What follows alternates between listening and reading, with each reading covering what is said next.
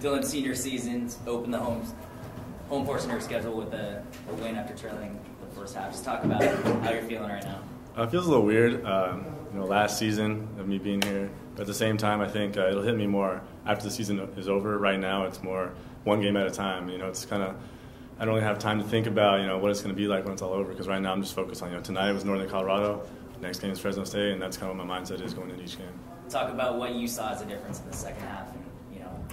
We went into halftime and we thought, our shots weren't falling, and there were certain things that we could do. We could get on the shooters more, and we could attack the rim more. And that was something that the coach laid out for us, something that we talked about, as players. And we simply just went out and did it. We were more aggressive attacking the rim, and we figured, it's our home court. The shots that we missed in the first half would start to go in. How contagious is it when you guys struggle in the first half, then Chris knocks down a three, you knock down a three, and think your guys' mojo kind of got. It's extremely contagious. It's super fun at those times in the game when you go on runs and everyone's contributing. It feels like, as a team, you can't miss, and that's the best feeling when you're all collectively going on a run together. You talked about attacking the basket a little bit more. It seemed like you even attacked it kind of mid-range at least a couple of times. Is that something that even if it's not successful, you feel like you have to do this season a little bit more to open up outside shots? Yeah, I think Coach really instills confidence in us that, we can be aggressive to attack the score. That doesn't necessarily mean we have to shoot it. It's something that when we attack the rim, it opens up the outside shots. Me being an outside shooter, I understand that the more I attack and the more the rest of the guys attack the rim, the more it opens up everything on the outside. You guys shot 50% on three-pointers in the second half, but it was a 1 for 11 to start the first half. After you hit that one at the top of the key, it was zip for the rest of the way. How do you account for that? What was the storyline? It could be a little first game jitters at home. I think that could be part of it. And the way I look at it is it's just law of averages. Sometimes you're gonna miss some, sometimes you're gonna make some.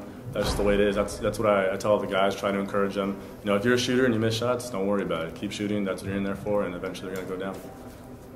Dylan, this being your senior season, how much motivation does that give you to, give it your all every night? A ton, man. This is my last go around, and this is the last shot to beat those teams that maybe we didn't beat in the past, and to go farther in the Big West tournament. So that alone is motivation enough, and I'm extremely excited to play teams that we've lost to before and really close out the senior season strong.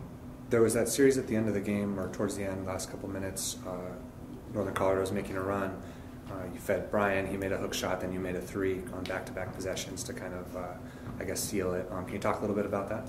I felt great. Brian's a guy, even as a freshman, I really can depend on him in the post to catch my passes when I feed it to him and to be aggressive to score. He knows if he's one-on-one and he can get that jump hook, we really trust him on it.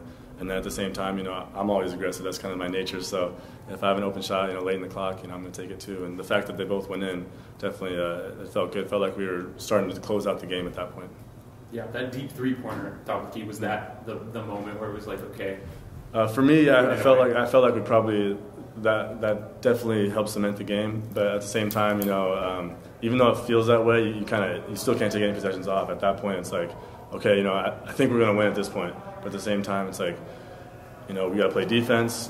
Just because we think we're going to win doesn't mean we can come back and play lackadaisical and give up open shots, because every possession definitely counts in the last couple minutes. Is that something you guys focused on, closing out the game after the way TCU went?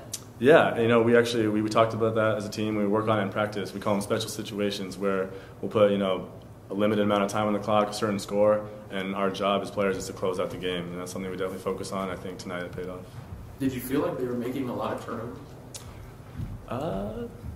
Not particularly. Did they make a lot of turnovers? Well, you guys only had 5 and they had 14. Yeah. I don't have the points off turnovers, but it seemed like that was a key, as well as, like you said, the free throws. Yeah, we were super stoked with our 5 turnover number. Anything in single digits is good. That's our goal, and for it to be 5 is something we're really proud of. If we could do that every game, that put us in position to win pretty much every time. And the 14 turnovers that we forced them, that's just us playing solid. It's not like we were gambling. We're playing solid defense, and we feel like we're tough enough to where a ball's going to pop out, and we got to be the first ones to get it.